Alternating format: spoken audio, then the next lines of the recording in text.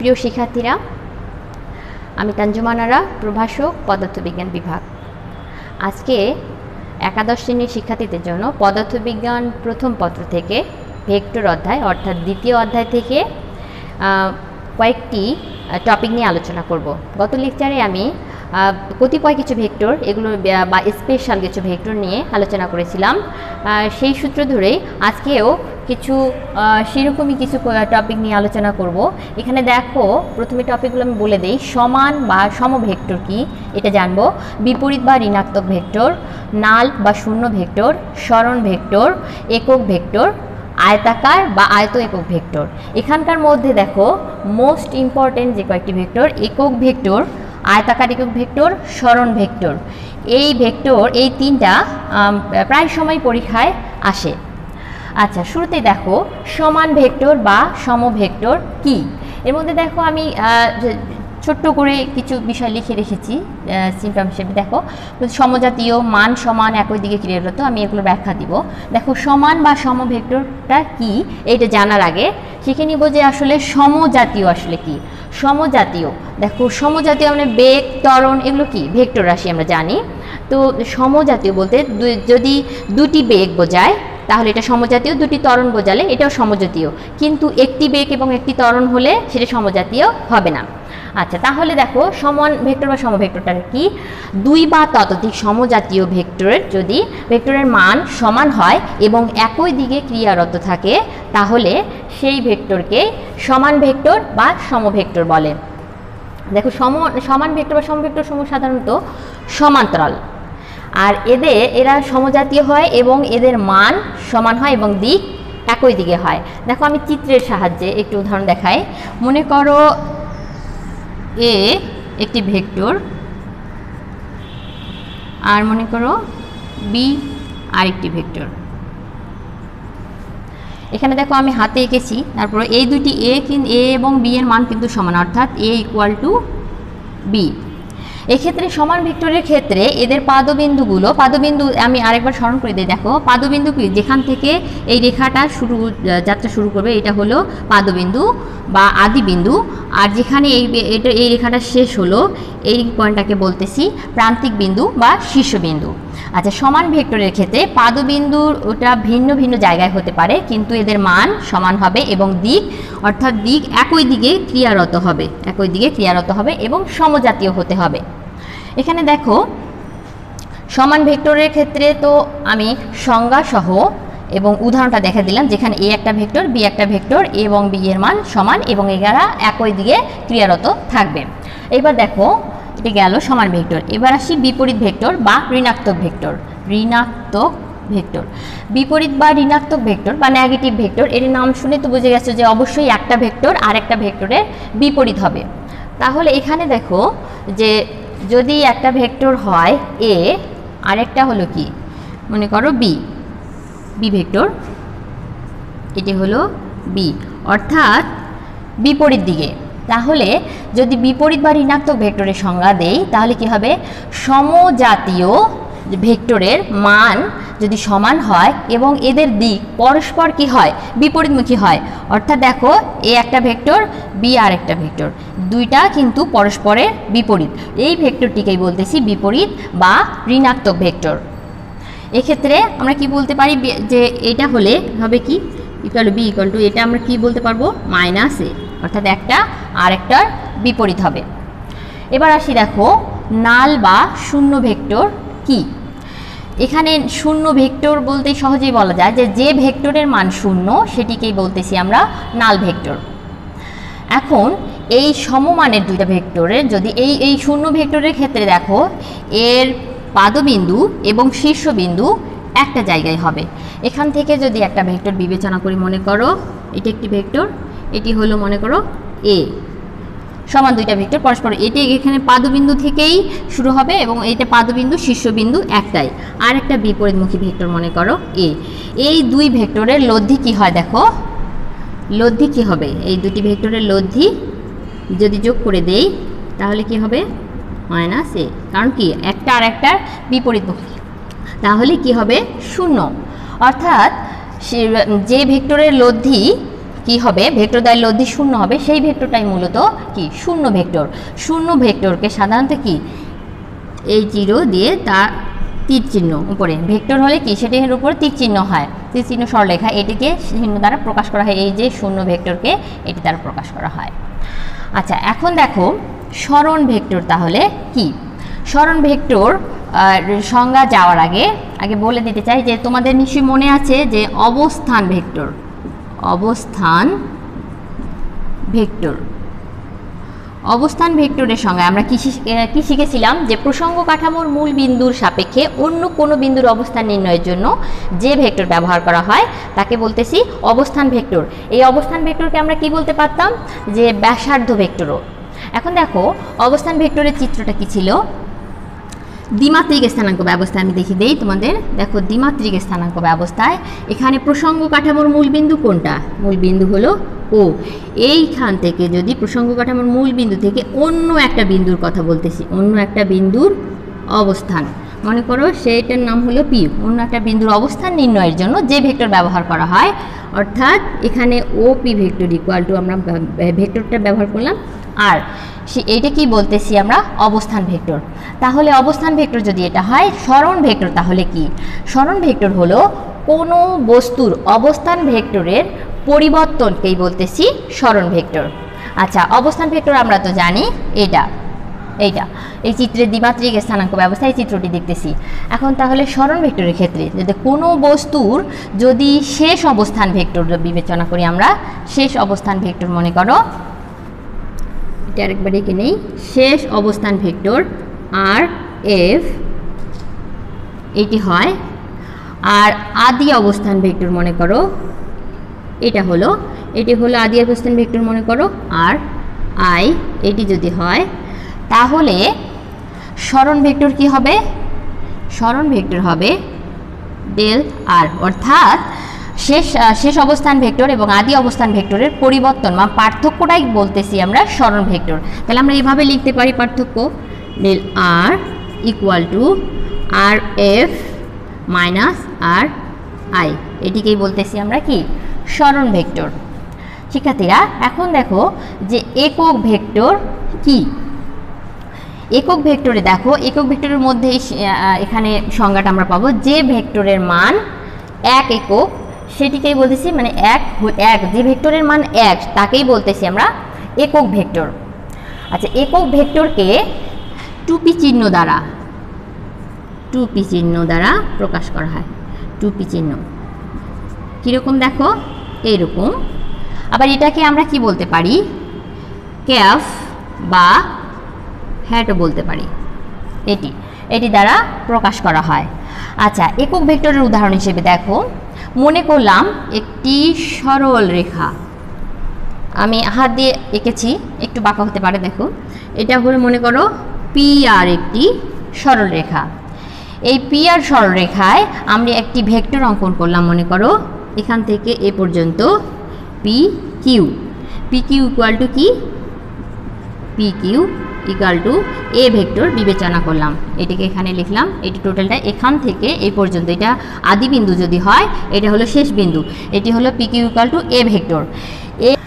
এখানে দেখো আমরা কি শিখেছিলাম সে গত ক্লাসে, যে ভেক্টরের মানকে যদি মনে করো এ একটি ভেক্টর রাশি, হলে এর উপরে তীর চিহ্ন দিয়ে আমরা বোঝাতাম, তাহলে এটা থেকে বোঝাতে পারি। আরও আমরা কিভাবে বোঝাতে পারতাম যে এ ভেক্টর এভাবে প্রকাশ করা যায়, আবার এর নিচে সরলরেখা দিয়ে প্রকাশ করা যায়, আবার মোটা হরফে লিখেও কিন্তু ভেক্টরকে প্রকাশ করা যায়। আমরা এই ক্ষেত্রে ধরেছি যে এর উপরে তীর চিহ্ন দিয়ে। আচ্ছা, এই ভেক্টরের মান, যেখানে এই ভেক্টরের মান ধরে নিলাম, এর মানটা কত মনে করো 3, তাহলে এই ক্ষেত্রে এইখানে এই পি কিউ ভেক্টরের ক্ষেত্রে একক ভেক্টরের মনে করো যেহেতু 3, এটিকে আমরা 3টা অংশে ভাগ করতে পারি। তাহলে প্রত্যেকটা এখানে একক ভেক্টরকে এ দ্বারা যদি আমরা এ হিসেবে চিহ্নিত করলাম, এ একটি ভেক্টর, এ তাহলে একক ভেক্টর কি হবে এ ক্যাপ, এটিও এ ক্যাপ, এটিও এ ক্যাপ। তাহলে এখান থেকে আমরা টোটাল যে ভেক্টরটা, এই ভেক্টর ইকুয়াল টু কত লিখতে পারি, A cap plus A cap plus A cap, তাহলে কত হচ্ছে 3 এ ক্যাপ। তাহলে এখানে একক vector A cap equal to আমরা কি লিখতে পারি, এ ভেক্টর ডিভাইডেড বাই 3। তাহলে এটি কি 3টা কি এখানে একক, এটা হলো ভেক্টরের মান, এই যে একটা ভেক্টর, এই ভেক্টরের মান হলো 3। তাহলে এখানে কি লেখা যায়, এ ভেক্টরকে যদি আমরা এর মানটাকে যদি আমরা এভাবে চিহ্নিত করি মডুলার চিহ্ন দ্বারা, তাহলে এভাবে লিখতে পারি। আবার শুধু এ দ্বারাও সরু হরফের এ দিয়েও লিখে আমরা বোঝাতে পারি এটাকে। আচ্ছা, তা এখন আমরা যদি এভাবে লিখতে চাই তাহলে কিভাবে লিখব, দেখো একক ভেক্টর মানে ভেক্টরের দিকে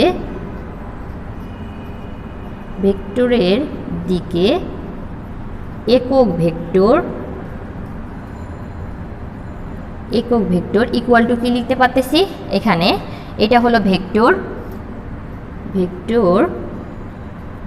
ডিভাইডেড বাই কি পাচ্ছি, ভেক্টরের মান। তাহলে কি লিখতে পারি, ভেক্টরের মান এটি। আচ্ছা দেখো সর্বশেষ আমরা একক ভেক্টর কি পেলাম, ভেক্টরের দিকে একক vector equal to vector divided by ভেক্টরের মান। এইটি কিন্তু আমরা গাণিতিক সমস্যার ক্ষেত্রে এটা আমাদের ব্যবহার করব আমরা। আচ্ছা, এখন গেল একক ভেক্টরের পর দেখো আয়তাকার বা আয়ত একক ভেক্টর কি। এটিও একটি একক ভেক্টর, কিন্তু একক ভেক্টরের থেকে আয়তাকার বা আয়ত একক ভেক্টরের মধ্যে একটু তফাৎ রয়েছে। দেখো এখন আয়তাকার বা আয়ত একক ভেক্টরটা কি, ত্রিমাত্রিক স্থানাঙ্ক ব্যবস্থা আমরা বিবেচনা করতে পারি। দ্বিমাত্রিকের ক্ষেত্রেও আমরা আয়তাকার একক ভেক্টর দেখাতেই পারবো। দেখো ত্রিমাত্রিক স্থানাঙ্ক ব্যবস্থা, মনে করো এটি কিছুক্ষণ আগে আমরা দেখলাম একক ভেক্টরের উদাহরণ সহ। দেখো এইটা কি ত্রিমাত্রিক স্থানাঙ্ক ব্যবস্থা, এটা তো আমরা জানি মূলবিন্দু ও। এখন দেখো এটি দিলাম এক্স অক্ষ, এটি হলো ওয়াই অক্ষ, এটি হলো জেড অক্ষ। এক্স অক্ষের দিকে একক ভেক্টর, মনে করো এটিকে 2 ভাগে ভাগ করলাম। এক্স অক্ষের দিকে একক ভেক্টর মনে করে নিলাম আই, ওয়াই অক্ষের দিকে একক ভেক্টর, এটিকে 2 অংশে ভাগ করলাম, এটি মনে করো জে, এটি এদিকে এর দিকটা দিলাম। আচ্ছা, জেড অক্ষ বরাবর একক ভেক্টর বিবেচনা করলাম কে। এখন দেখো যদি এই আয়তাকার বা আয়তক ভেক্টরের সংজ্ঞাটা দেখি তাহলে কিন্তু এই চিত্রটা আমাদের ক্লিয়ার হয়ে যাবে। আয়তাকার বা আয়তক ভেক্টরটা কি, দেখো ত্রিমাত্রিক স্থানাঙ্ক ব্যবস্থা, এটা ত্রিমাত্রিক স্থানাঙ্ক ব্যবস্থা দেখছি, কিছুক্ষণ পর আমরা দ্বিমাত্রিক স্থানাঙ্ক ব্যবস্থায়ও দেখব। ত্রিমাত্রিক স্থানাঙ্ক ব্যবস্থায় পরস্পর লম্ব, দেখো পরস্পর লম্ব 3টে অক্ষ থাকে, এক্স অক্ষ, ওয়াই অক্ষ, জেড অক্ষ। এই এক্স অক্ষ বরাবর দেখো একটা সুনির্দিষ্ট একক ভেক্টর কি আছে, আই। ওয়াই অক্ষ বরাবর একটা সুনির্দিষ্ট একক ভেক্টর কি আছে, জে।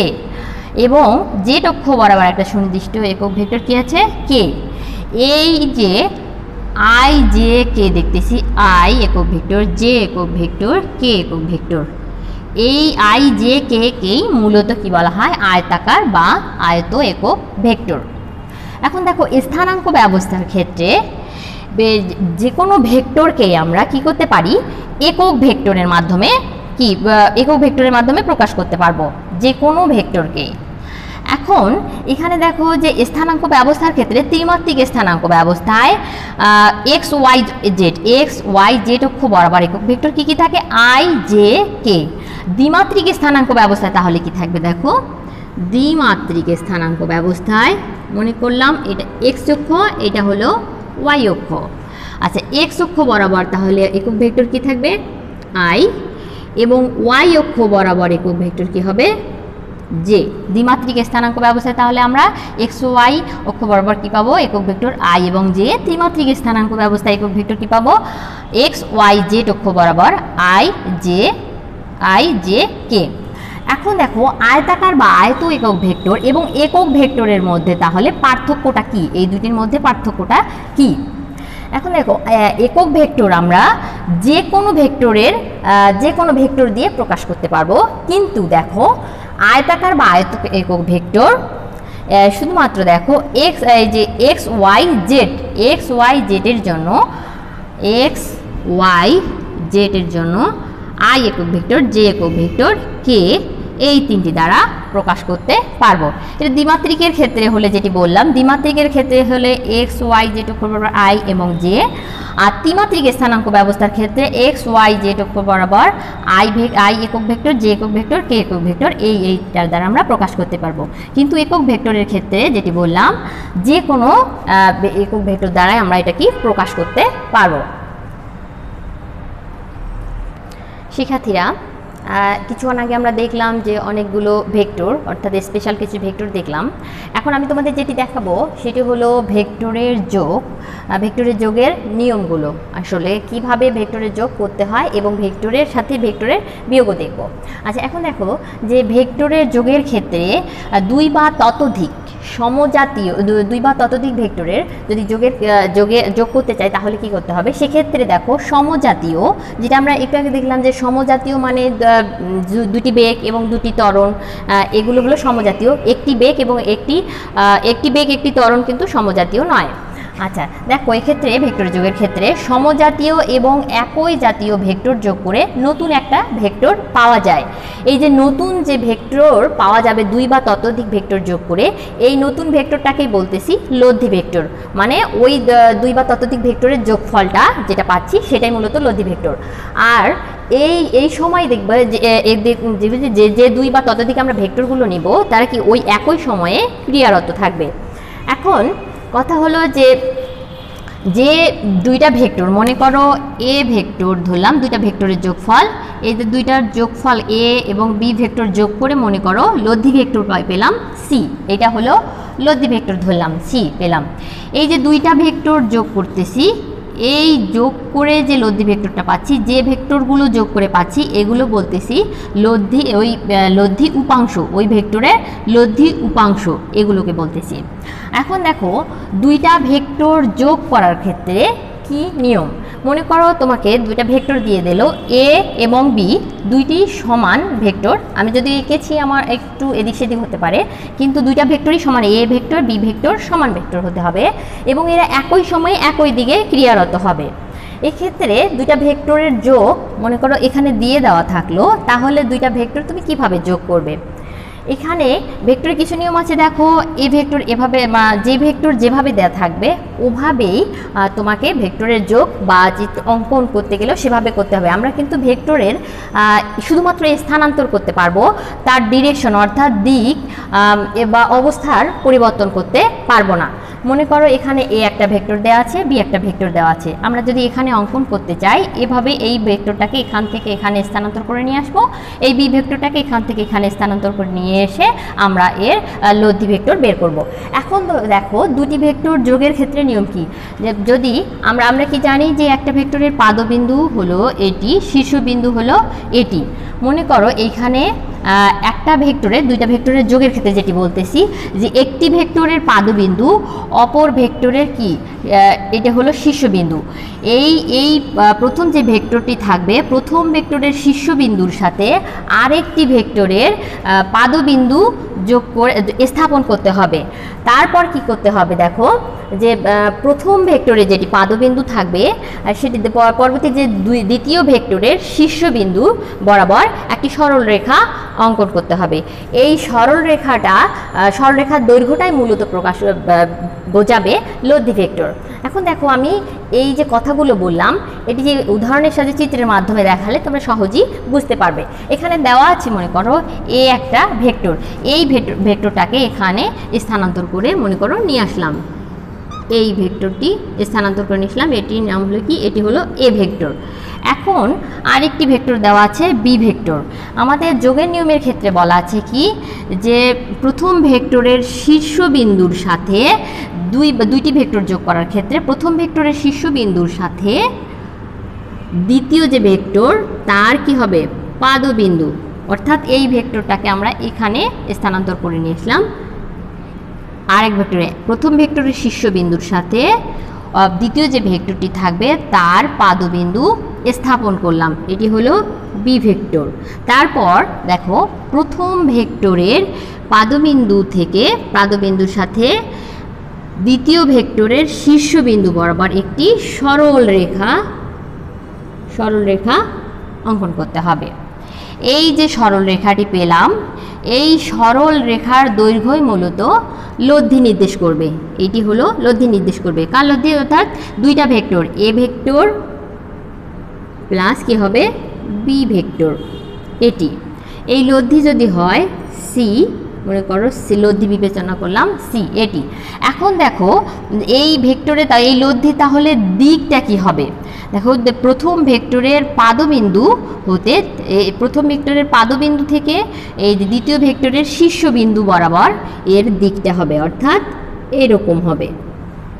শিক্ষার্থীরা এখানে দেখো যে দুটি ভেক্টর আমরা যখন যোগ করতেছি তখন কিন্তু এই নিয়ম ফলো করবে। এক্ষেত্রে দুই বা ততোধিক যদি আরও ভেক্টর হয় সেই রকম সেভাবেই করতে হবে যে প্রথম যে ভেক্টর থাকবে, প্রথম যে ভেক্টর ওই ভেক্টরের শীর্ষবিন্দুর সাথে দ্বিতীয় যে ভেক্টর নেব তার পাদবিন্দু থাকবে, এখান থেকে পাদবিন্দু স্থাপন করে আরও যদি ভেক্টর এখানে যোগ করি তাহলে ওই ভেক্টরের শীর্ষবিন্দুর সাথে তৃতীয় যে ভেক্টর থাকবে তার পাদবিন্দু স্থাপন করে এভাবেই আমাদের অনেকগুলো ভেক্টর একসাথে আমরা কি করতে পারবো?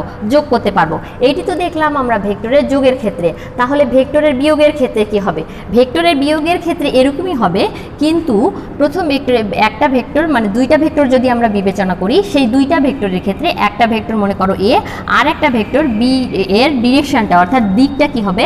চেঞ্জ হয়ে যাবে। তাহলে দিকটা চেঞ্জ হলে কি ঘটনা ঘটবে এখন আমি তোমাদের এখানে দেখাচ্ছি। দেখো এখানে যেটি ঘটবে, মনে করো এটি বি ভেক্টর, এটা আমরা কি দেখতেছি? ভেক্টর, দুইটি ভেক্টর বিয়োগের ক্ষেত্রে,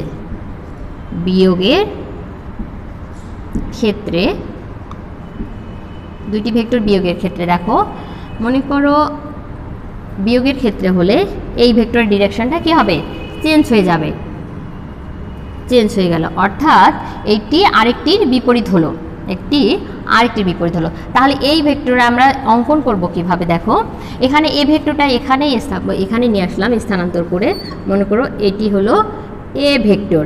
এক্ষেত্রে যেহেতু এটি কি ঋণাত্মক অর্থাৎ বিপরীত, এখানে এই ভেক্টরটাকে আমরা কি করব? এভাবে এইখানে নিয়ে আসব, অর্থাৎ প্রথম ভেক্টরের শীর্ষবিন্দুর সাথে দ্বিতীয় ভেক্টরের কি পাদবিন্দু, অর্থাৎ এইভাবে অঙ্কন করতে পারি। এখানে স্থানান্তর করে নিয়ে আসলাম, এইভাবে স্থাপন করলাম। প্রথম ভেক্টরের শীর্ষবিন্দুর সাথে দ্বিতীয় ভেক্টরের পাদবিন্দু স্থাপন করলাম এবং এখানে প্রথম ভেক্টরের পাদবিন্দু হতে দ্বিতীয় ভেক্টরের যে শীর্ষবিন্দু আছে এই সরল রেখা এখান থেকে স্থাপন করলাম, অর্থাৎ যোগ করে দিলাম এখানে। তাহলে এখানে দিকটা তাহলে কি হবে? প্রথম ভেক্টরের পাদবিন্দু থেকে দ্বিতীয় ভেক্টরের যে শীর্ষবিন্দু রয়েছে এই দিক বরাবর, অর্থাৎ এই বরাবর, এটি হলো কি বি ভেক্টর। তাহলে আমরা এখান থেকে লব্ধিটা কি পাবো? লব্ধি ভেক্টরটা পাবো এখানে দেখো এ ভেক্টর, এটি যেহেতু ঋণাত্মক তাহলে কীরকম হওয়ার কথা? Minus B vector equal to আমরা লব্ধি ভেক্টরটাকে সি পেতে পারি, অর্থাৎ সর্বশেষ আমরা এটা কি লিখতে পারি? A vector minus B vector equal to C, এটি পাচ্ছি। অর্থাৎ এটি দুইটা ভেক্টর বিয়োগের ক্ষেত্রে এই নিয়ম, আর ভেক্টরের যোগের ক্ষেত্রে তো আমরা এটি দেখলাম। শিক্ষার্থীরা আমার আজকের ক্লাসটি এ পর্যন্তই। তোমরা বাসায় ভালোভাবে প্র্যাকটিস করবে। এর মধ্যে যদি সমস্যা হয়, বুঝতে কোনো সমস্যা হয়, তাহলে অবশ্যই আমাকে ফোন করে বা মেসেজে দিয়ে জানাবে। আজকের মতো এ পর্যন্তই। তোমরা সকলেই ভালো থাকো, সুস্থ থাকো। আল্লাহ হাফেজ।